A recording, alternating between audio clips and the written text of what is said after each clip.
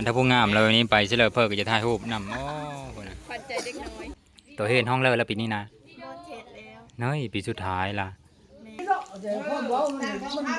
คิดว่าผมเอาครับนะผมไปแง่อยู่ไทยผมกระตัวออกกันไหน อนุโมทนาบุญนำเพิ่นหลายๆเด้อที่มีส่วนร่วม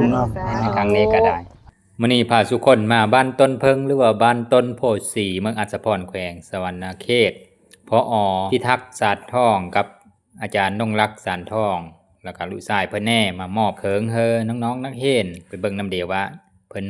เอาไปเดินให้มามอบเบิ่งน้องๆนักเรียนนี่นะเพิ่นก็เกษตรแล้วละเข้าบำนาญแล้วก็เลยมีเวลาได้มาเยี่ยมยามพี่น้องผู้ไทยทั้งฝั่งลาวพี่แล้วก็มาแจกของให้น้องๆนักเรียนก็พอมีกำลังเจอได้ห้ำเห็นสืบต่อไปเบิ่งบรรยากาศนำเดียวเด้อ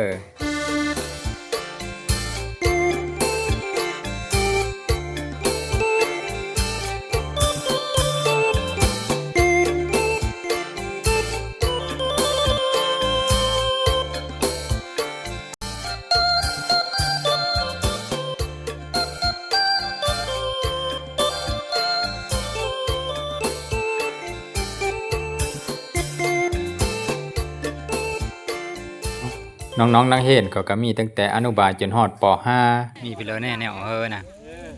มีสอปึ้ม มิกซอปึ้มมีขนมนำทางผู้แน่ โอ้สวัสดีครับสวัสดีครับ นี่เจ้าภาพเพิ่น มื้อนี้มาเอาของขวัญปีใหม่มาฝากนักเรียนบ้านต้นเพิงต้นโพธิ์ศรีบ่อันเดียวกันครับ สองบ้านบ่ สามมาเลยครับไป ซุมนี้ได้แล้วซุมนี้สิเลอลาได้เพิ่นแน่เบิ่งดู โพธิ์ศรีกับจานมาเลย พุ่นน่ะพุ่นน่ะได้ปึ้มแล้วก็ได้กินขนมปึ้มมีจะได้เปนเลอบ่ขนมเพิ่นบ่จะได้หลายก็บ่หน่อนี่มันแซ่บกว่าหน่อ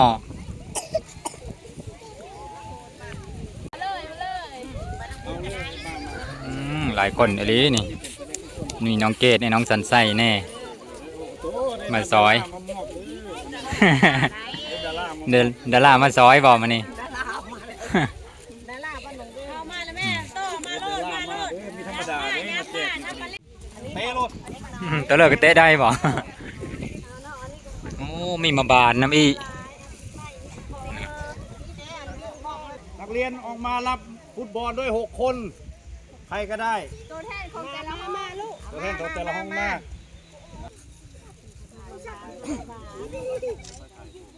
เอาถือเราถือมาบาลเราประทานเราถือผู้หน่วยเลย นี่เป็นมีมาบานแน่มิกซอนำนี่ขนมอยู่ทางหลังยังไม่ได้มาแจก มีครบมีมากนะแม่ ดีใจบ่แล้วบัด นี่เพิ่นมอบให้เป็นที่เฮ็บห้อยดีใจถ้าได้เตะสมัยก็ยังน้อยแล้วล่ะเอาอันนั้นนี้ปลุ่มเตะเอาไม่มีมาบาน เมนเอาแล้ว เอาเชือกมัดเอาเชือกขี้หาดมามัดเฮ็ดลุ่มคือมาบานนี่แหละได้เตะซุมื้อนี่เนาะเพิ่นเรามาจากฝั่งไทยผู้ดีเจอขนาดแล้วนี่ เป็นการออกกำลังกายเด้คนเฮานี่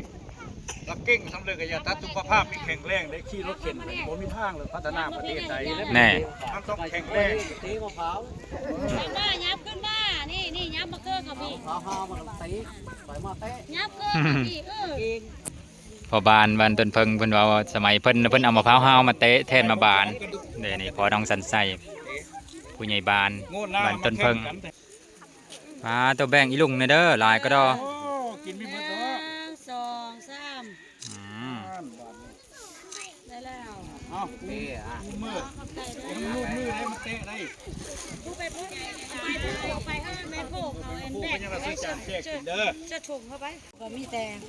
ความขอบมุกขอบใจโดยพ่อในทุกท่านมีสุขภาพเข้มแข็งนอนรับให้ได้มื้อตื่นให้ได้เงินเสียปีใหม่นี้กะให้ร่ำให้รวยเนาะให้ถือลอตเตอรี่รางวัลที่หนึ่งเนาะ คือครับ เนาะเบิ่งดีแห้งทุกผู้ทุกคนท่านสันใส่พร้อมกันให้มีสุขภาพเข้มแข็งอายุมันควันยืนเนาะให้มาสนับสนุนลูกหลานให้แล้วต่อไปให้ได้เท่านี้ได้สำนี้เท่านาให้ได้ใหญ่ๆเนาะสุขภาพเข้มแข็งให้ร่ำให้รวยเด้ออยู่ดีมันจะมีไว้เดินทางก็ให้ปลอดภัยจะมือเท่านั้นแล้วดีใจบ่บัดนี้ได้ปลื้มเลยต่อเลยทำบ่ดี แล้วยึดขึ้น จับสลากสลาก เดี๋ยวนั่นน่ะรถบ่ ล้านคัก ต้องอายุสำเร็จดินใดนี่ โยเขาคู่แล้วแต่ละ อายุ60ก็ดินใดแล้วว่า มีอันวิธีเล่นกับกด อ่า กดหลังมันจังน้อยละซุกไปนะมันไปเลย โอ้คักกะเละนี่พุ่นน่ะ เดือน12ได้ที่1 เอ้า แล้ว กด หมอหนูนาก็มาต้อหนูนาเท่เด้เนี่ยพุ่น ฮับแล้วเฮาไปอัน รอกระหมูเลยหมอหนูนานะอองกระเป๋าอยู่หันมาดิหนูนาทั้งหลังน่ะนี่มีกระเป๋าอีหนูนา ให้แมงมุม จะไปด้วย หนูนาไอ้ายแพงควันมาถ่ายดูนี่พวกนี้หมอหนูนาเนี่ย แม่ได้ดีแย่แมงมุม เราเห็นประเทศนั่นน่ะหนูนาโหรถคุณน่ะ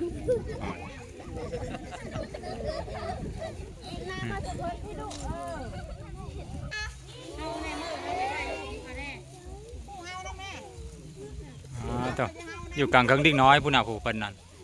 อย่าเฮ้ยถูร้านเด้อ เป็นหมอกควันทองเฮ้ยพูดละร้อย ได้ไม่ได้นี่ได้นี่สี่ควันทง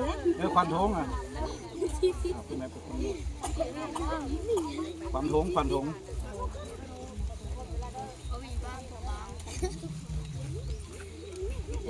ยันผู้ยันนักเรียนได้หรือผู้ แล้วไม่ได้มาจากคนผู้ยังจากคน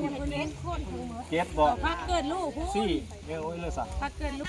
ตอนนี้เพิ่นกำลังจัดเสื้อธงเอาไปแจกนักเทศน์แมคโครเพิ่นว่าเรียกว่าคู่ผู้นี่แมคโครแมคโครเพิ่นจะมีแมคโครประจำห้องเฮนการท่องเฮนอนุบาลฮอดประถมบ่อันเพิ่นเลี้ยงเขาฮอดประถมในนอกพบาลเนาะฮอดแต่ประถมหั่นมัธยมโอ้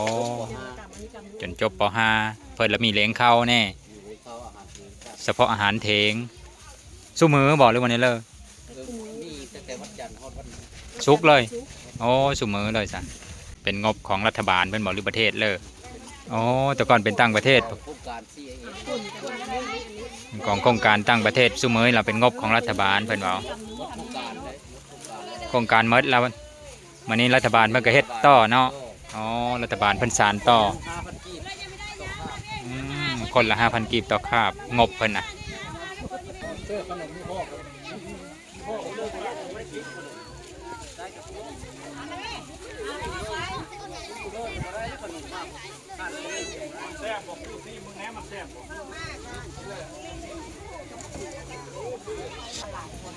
สมัยค่อยยังน้อยแล้วมีแล้วบ้านนอกบ้านนานะแล้วมีคนมาแจกขนมแจกปึ้มแจกซอมันมีหนามีแล้วเสมอนี่มันก็ทันสมัยนี่แล้วเพิ่นก็มักซอยมักเฮ็ดบุญแต่ฟังไทยผู้เพิ่นก็จะมาซอยเล็กๆน้อยๆแบบนี้ล่ะนี่ก็เฮากำลังเจอเด็กน้อยเขาหนูนาแซ่บบ่หนูนาแซ่บเติบแล้วก็ว่าซิมแน่จักก่อนแซ่บซะเลยตัวเลอโอ้นี่อันนี้บ่แซ่บกว่านะ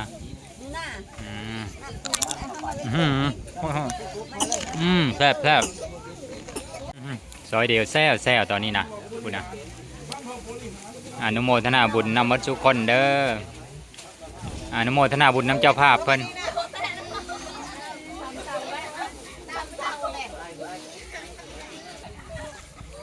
ตอนนี้น้องๆเขาจะขอถ่ายคลิปจะถ่ายรูปน้องเกดเนี่ย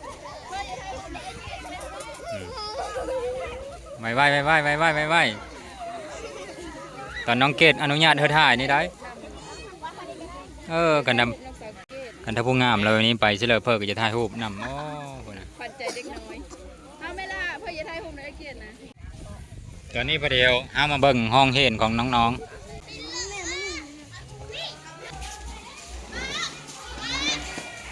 เป็นนักเล่นมานั่งโต๊ะอ้าวคู่มาแล้วอ้าวคู่เฮามาแล้วสบายดีคู่ข้างแน่ได้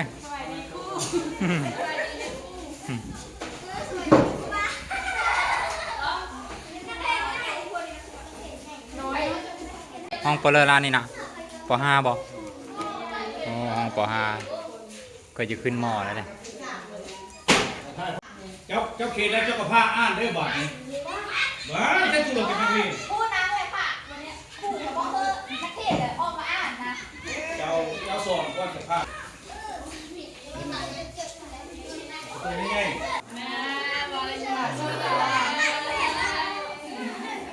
ซื้องามเด้ออีหลานี่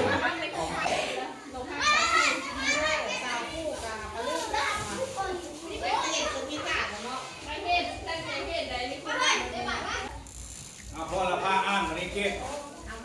เอาไปที่กระดาษมาผ้าอ้ามเป็นตัวกันโอเค เป็นจิ้มหอยนำมีประเด็นเด้เฮ็ดอยู่เฮ็ดกินข้าวเทงนะ มีเยอะซุปผักเด้ ซุปผักแน่เพิ่นว่า หอย ซุปหอยตำมะฮุ่งแล้วก็มีต้มไก่นำคือว่า มีต้มไก่ ปลาสุดๆเลย มีต้มไก่แน่มีปิ้งหมูนำบ่ได้ สีหมูน้ำเด้จะมีกินเอาเลย สบายดีเจนนี่น้อย สบายดี นี่ผู้ใดเป็น FC ของน้องสันไส้ก็คือละเห็นอยู่น้องเจนนี่ก็ได้เห็นดุๆแล้วนั่นเราออกคลิปนำเดียวดุอยู่ตอนนั้นก็ได้ ช่วงนี้บ่ได้ซื้อไปอัดคลิปแล้วพาไปโรงเรียน เปิดเหตุแล้วล่ะก็มีค่อยไปในถ่ายคลิปนำเอ้ยแล้วเนาะ คอยมีเวลาไปเพราะว่าวันเสาร์อาทิตย์ก็ไปก้นมัน แน่ถอนมันน้ำอีตัวเห็นห้องเลิกแล้วปีนี้นะ มเจ็ดแล้ว เนยปีสุดท้ายล่ะ แมนมเจ็ดปีสุดท้าย อายุ16แล้วจะเนาะกว่าบ่ อายุ17 ปีแล้ว 17 ปีแล้วน้องเจนนี่บัดผู้เอ้ยแล้วจบแล้วจากน้องพี่เลยแม็กกี้ไปทำงานล่ะฮอดเวียงจันทน์แล้วพุ่นน่ะนะตอนนี้เฮ็ดอยู่เฮ็ดกินก็เลยมีได้ไปโรงเรียนมื้อนี้นะ อยู่เฮ็ดเวทมีกินซอยเขา อืมเฮ็ดกินเพื่อแน่ตัวเฮ็ดนะ เขาก็เลาะว่าหุงไว้เขา อืม ผมพี่จักแล้วครับผมเป็นคนไทยมีจักได้เงินลาวจ้ะนะ ตอนนี้เพิ่นเอาเงินให้ซื้อกาแฟเอาให้ผู้เฒ่าซื้ออันกาแฟกินว่ะ อันนี้เงินผมมาเนี่ยอันนี้เงินเจ้านี่ เงินเหล้า อันนี้บ่อันนี้เงิน โป ผม โปเหล้า บ่เงินเจ้านี่นะเงิน เดี๋ยวมากินขนมท่าซ้ำเฮ็ดอยู่เฮ็ดกินแล้ว ตอนนี้เรามาฮอดเฮินน้องสันไส้แล้ว โด เดี๋ยวพ่อบอกมันเข้าใจกัน คิดว่าผมเอาครับนะผมไปแย่อยู่ไทยผมกระตัวออกกัน ถ้า ไหน ทีเนี่ยขนมครับในนี้ได้กำจับกำจับในนี้ บ้านเจ้ากินก๋วยเตี๋ยวหรือกินฝือถามพวกเรา มาแล้วกันเดียวกันเลยผมก็ไม่เต็มหรอก บ้านตัว ให้บ้านสองห้องละกินฝือฝือในบ้านผมบอกกินไม่ได้เขาเอาคนหูแมน พ่อที่เรานิทานมาเดี๋ยวเนื้อนิทานไอ้คน เทิงๆก็ประเดี๋ยวการอยู่ประเดี๋ยวเล้งมืออยู่นะแม่โคหลายคน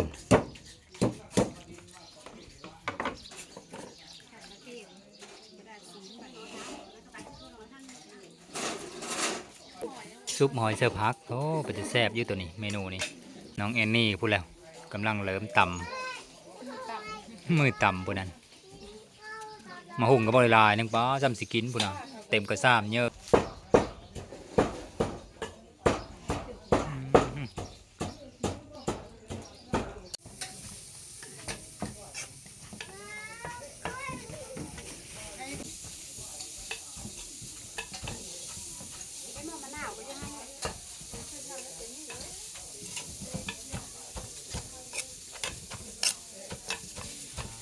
อ๋อแห่งหลายเมนูวันนี้พัดพักเซอร์หมูนำปีงหมูแน่ตำมะฮุ่งแน่ตอนนี้น้องๆเขาตำโคกสองแล้วมะฮุ่งก็ได้เพราะว่าโคกแรกนะมันเผ็ดโพดยันพอหักเพิ่นมาแต่ฝั่งไทยกินไม่ได้ว่ะเขาแล้วยันกินมีได้กินเผ็ดคือเฮ้าก็เลยตำให้อีกโคกหนึ่งโคศีนก็แล้ว ตอนนี้พาเข้ามาแล้ว ความหวังอยู่นำน้องแอนนี่ได้ปะนี่ได้ เด็กเขาหวังไว้หลาย น้องแอนนี่พลาดนี่คือหลายปะนี่หิวยังได้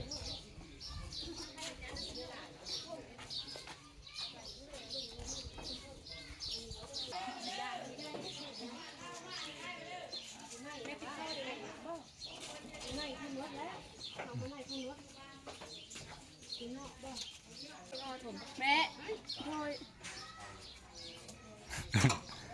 ได้ถ้วยทางครอบครัวน้องสันไส้กับผู้แห่ครับเอาพอหักเพิ่นได้นี่ได้หักแพงกันต่อไปบัดนี้เพิ่นเอาไปพูนกินปลามาพี่กินข้าวแล้วบัดนี้ ตัวกินนี่มันจะป้อนตัวปอดเขาเลยมันชอบกินโต๊ะป้อนตัวปอดคนเลย มีโทกับมามีโทกับมา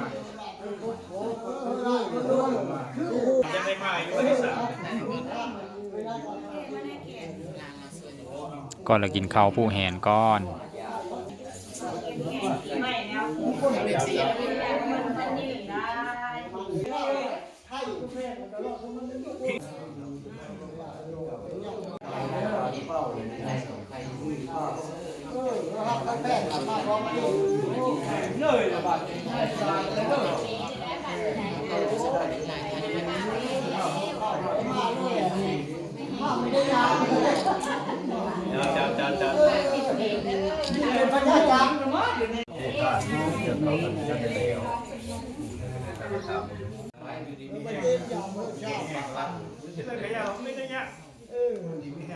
บอกให้มีพ่อก้อนจะได้ยุ่งมีหญิงนี่มันพ่อแต่พวกเขาบินมาเกิดอยู่แล้ว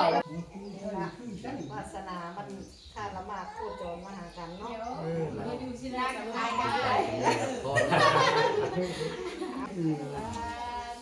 อันนี้เงินไทยได้ใช้ไม่ได้อยู่เมืองเราพูดเราคืน แล้วก็เป็น เข้าโลกไป สองเนาะ เราจับตัวครับคือพ่อเลยนะ เจ้า เอาเฮ้ โอ้สามัคคีกันแน่เลยนี่ ไว้เขาเวลาซุ่มไม่ยิ่งเขา นั่นแหละจังหวะทำดีทำดี คำว่าลา อบอุ่นหลายพ่อแม่พี่น้องเอ้ยมาเฮินน้องสันไส้มานี่เพิ่นผู้แหนมัดเพิ่นมีมัดแหนเอาพอหักไม่หักเพิ่นนำไอ้หักเพิ่นมาแต่นครพนมนำได้นี่แหละแล้วก็มีครูอาจารย์เพิ่นแน่มากินข้าวนำเดียวสังสรรค์กันเล็กๆน้อยๆก่อนจากลาเดียวพุ่นน่ะแนวอยู่ในกินกันแซ่บๆมีสามผ้าเขากะน้องเกดก็อยู่ผ้านี้น้องเกดกันสวัสดีครับผมแนะนำตัวอี สวัส แน่ ดีครับ ผมมันพอพิทักษ์นะครับเป็นผู้อำนวยการโรงเรียนที่เกษียณแล้ว ครับ พอดีมาเลาะปั่นจักรยานแถวบ้านเวียงไส้บ้านบ้านเวียงไส้บ้านบึงพะเนาะนี่แหละก็เลาะไปเลาะมาพอดีมาเห็นคุณครู่เพิ่นเห็นได้โอกาสก็หามักบานมาอย่างมาเล็กๆน้อยๆหน่วย1 2หน่วยก็ได้มาฝาก อ๋อ เพิ่นบอกเป็นผมก็เลยว่าโอ้ยหน่วย1 2หน่วยเสือพอได้อยู่มิติบ่มันน้อยเพิ่นก็มิติอะนะก็เลยว่า เอาคู่เพิ่นจะได้ ครู่เพิ่นก็ เห็น มา ทั้งเห็นอันนั้นบ่ อย่าได้เฮอนักเรียนไปเตะก็เลยได้โอกาสหาบริจาคกับหมู่พวกแน่ของส่วนตัวเจ้าของแน่มาร่วมกัน อ๋อ เป็นสมุดดินสอมาฝากมื้อนี้เป็นโรงเรียนแรกโรงเรียนบ้านต้นเพิงหรือวันต้นโพสีก็เลยได้มอบนักเรียน157คนก็เป็นสมุดดินสอ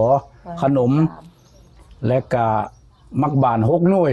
โอ้ลายเลยจ้ะ หลาย รถอี รถสุกอีซี่คัน โอ้โห รถเด็กเล่น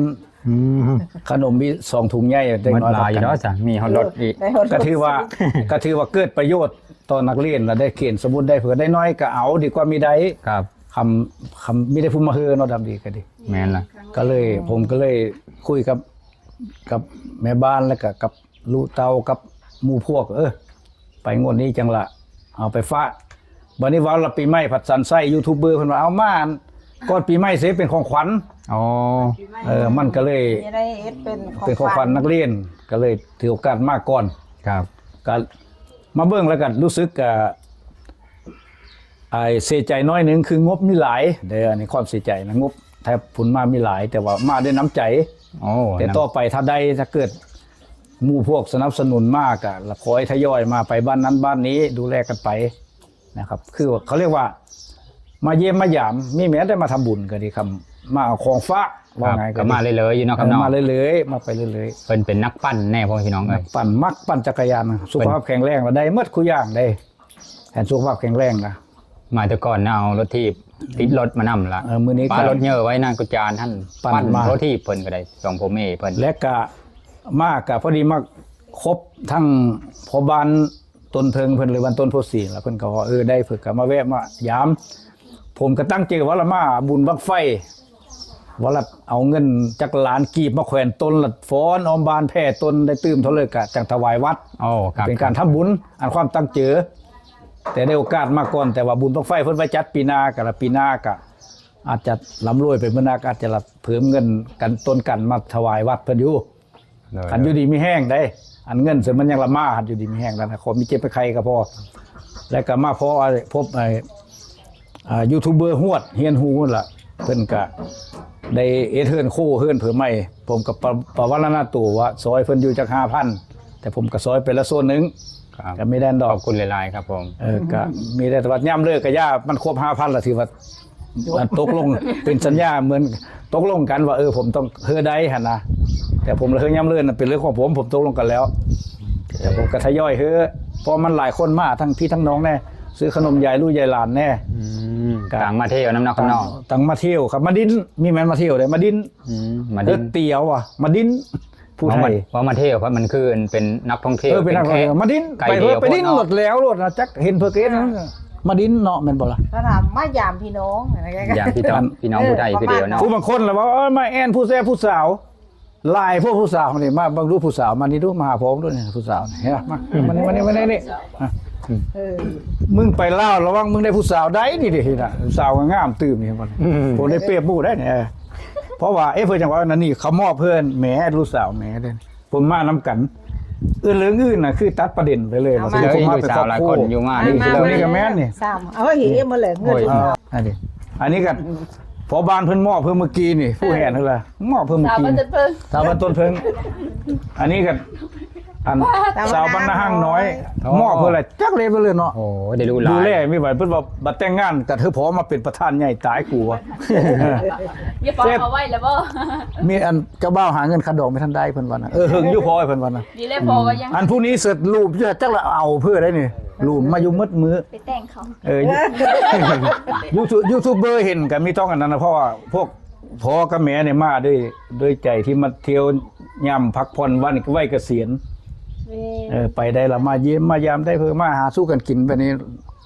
มีแมนว่าต้องมาโอ้ยได้พุทธามันไม่ใช่ยูทูบเบอร์กับไม่ต้องขึ้นหลายอันเพิ่มบุญคลิปกันดิ กินง่ายอยู่ง่ายซุปผัก สบายเนาะสุพัก ซุปผักทอดไข่ ตำปลาซิ่วก็กินมื้อนี้ก็พอดี